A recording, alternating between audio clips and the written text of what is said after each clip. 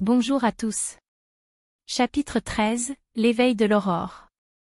Les mots de Léa résonnaient encore dans son esprit, un écho douloureux de son passé.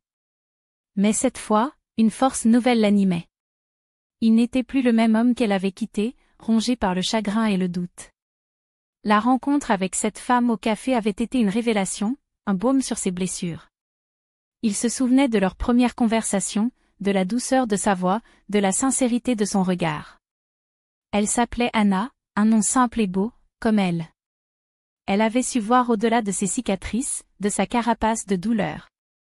Elle avait vu l'homme qu'il était vraiment, un homme blessé mais pas brisé.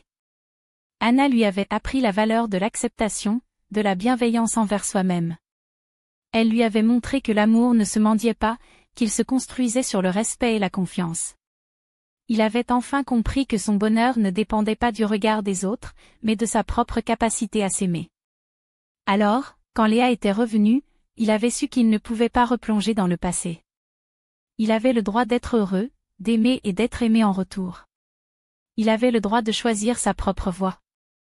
Il repensa à la soirée où Anna lui avait pris la main, il se souvint de ces mots, gravés dans son cœur. Tu mérites d'être aimé, tu mérites d'être vu pour qui tu es vraiment. Ne doute jamais de ta valeur. Il avait trouvé la paix intérieure, la force de se reconstruire. Il avait trouvé l'amour, un amour sincère et profond, qui le respectait et l'élevait. Le lendemain, il retourna au café, Anna l'attendait.